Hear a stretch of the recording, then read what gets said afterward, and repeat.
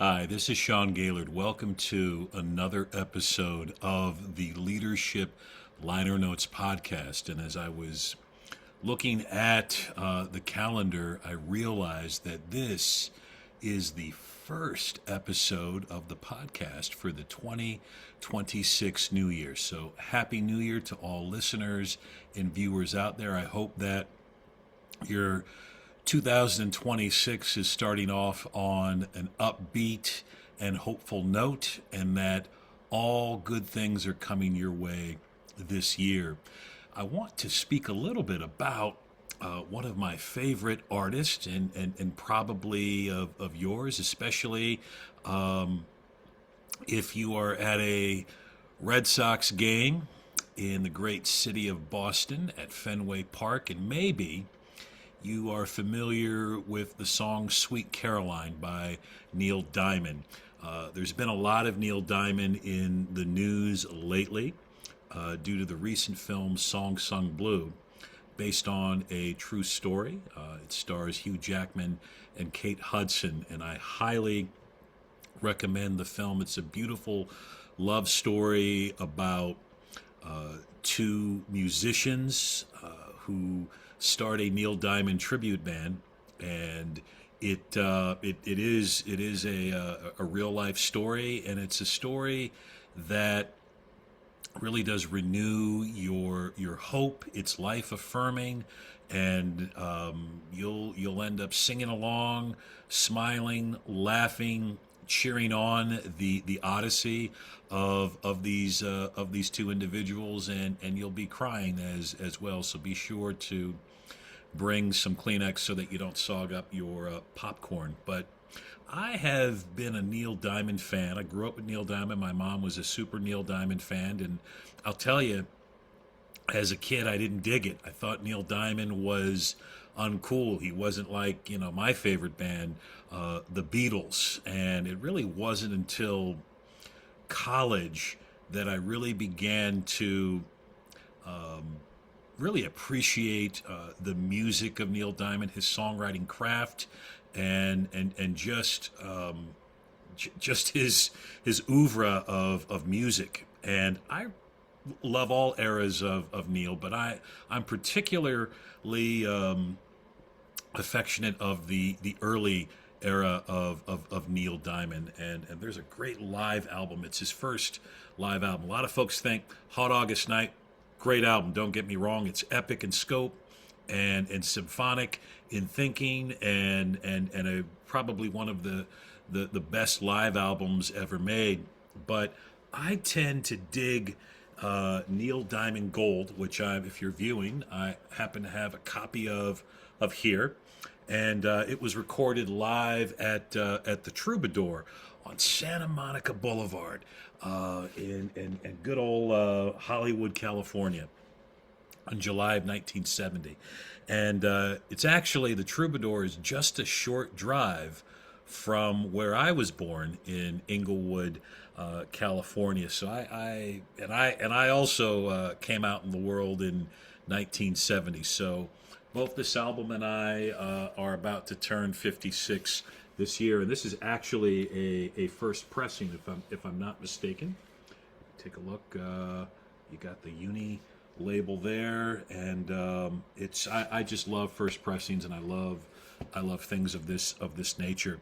It's like this album was in the air just a few miles from the newborn self, and maybe some of those chords and notes at this Troubadour performance seeped into my subconscious in some way.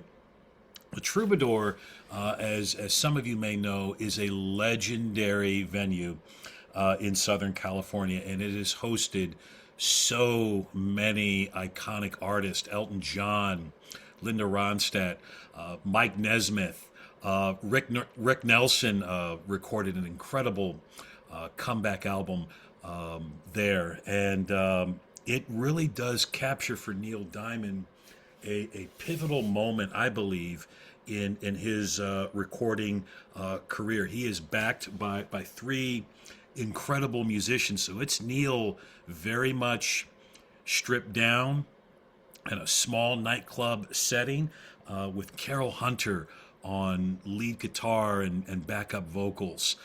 Rare during that time in kind of the male dominated industry to have a female lead guitarist.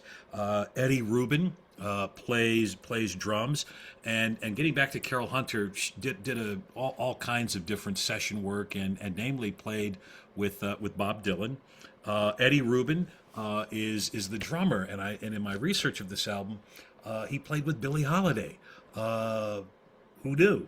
And then Randy Sterling on bass, and it's just a tight, crackling, kinetic union. And this was a band that kind of brought out Neil Diamond's evolving sound at this time.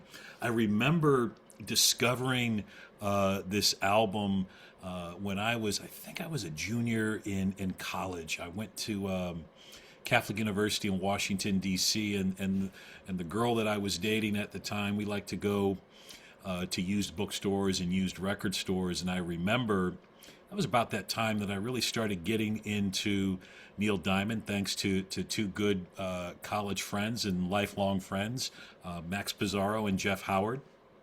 And I remember coming across this album in the bargain bin and looking at the lineup here of songs. You know, there were some songs that I recognized, such as Solitary Man, Holly Holy, Cherry Cherry, Kentucky Woman, of course, Sweet Caroline, and then the album closes with just a stirring rendition of Brother Love's Travelin' Salvation Show.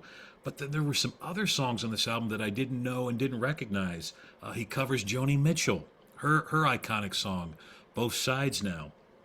And then there's a couple of other songs on here that I didn't know or heard about. An original by Neil Diamond called And the Singer Sings His Song. And then the opening song, which is as far as I know, this is the only place where you can find this song. It's not on a studio album. It's the opener, Lordy. And it is just Neil, just raw, unfiltered, jubilant at the song and jubilant in the performance. And it's almost gospel-like. It's like gospel rock. It's just such a powerful, powerful song. I know that Lordy turned out to be the B-side to Cracklin' Rosie, Neil's first #1 hit, and it was really cool in Song Sung Blue. There's a picture of that Cracklin' Rosie 45 disc, and then the B-side has Lordy, so I just thought, that's a cool little inside thing. But this album really resonated with me in college and has continued to do so, close to over 30 years when I first discovered it. Again, I mentioned the connection that I was born not too far from the Troubadour, so I kind of feel that personal connection as well. And what I would say to you, listeners and viewers, is that this album is Neil Diamond in that liminal in-between stage. He's changing record companies. Didn't go so well. Some lawsuits and some controversy surrounding that, and he's struggling to find a label, to find a place that honors his voice and honors this progression that he wants to go on. He's leaving behind the Brill Building era, the Brill Building Neil Diamond, and is looking to be a little more experimental, is looking to produce his own music and arrange and have his band and have his team around him. And I would think about, if you could, your own transitional moments. And sometimes it's painful. I'm going through a liminal stage myself, as some of you may know if we're close. But I'm going through an in-between stage as well, trying to deal with the next chapter and the next path that I'm going to take. And there are times when it's frustrating. There are times when you lose your joy in that liminal in-between phase. but I would encourage you to stick it out because there's a lot of joy and there's a lot of meaning and there's a lot of time to reflect in that liminal phase. And I would encourage you to remain optimistic and to remain optimistic and hopeful that the liminal phase is the pathway to something greater and bigger and better. I'm in a new assignment. Right now I'm serving a new schoolhouse. I've kind of come back home to this place, and the other day a student gave me as a gag a bald man's brush. This is a difficult student, a student that's had some challenges, and I just was so heartwarmed by this joke, this kind of kinship that I had with the student, that the student felt comfortable enough and felt safe enough to give me a bald man's brush. Now you're probably wondering what the bald man's brush. Yeah, I know I'm bald. It was just a piece of wood with none of the what's it called, the things on the brush that comb your hair or brush your hair, the thistles, I think, is that what you call them? I don't know. It was just a neat little joke, a neat little moment. And again, that was just a really cool bit of joy that I experienced in the liminal. And so I would encourage you to find that gold, just like Neil Diamond did in this album, which is a transitional album. And I love when artists have those kind of transitional albums, those transitional phases. Think about the Beatles on Rubber Soul, where they're not the Mop Tops anymore. It's not Hard Day's Night anymore.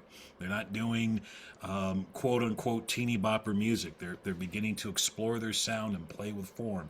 And Neil Diamond does that to great effect on the Neil Diamond Gold album. Even though that there are some hits here, they're kind of recast in this kind of smaller venue, raw production, and a smaller band. And soon after, Neil Diamond has his first #1 hit with Cracklin' Rosie. He explores African and gospel music on the conceptual side too of the great underrated album Tap Root Manuscript.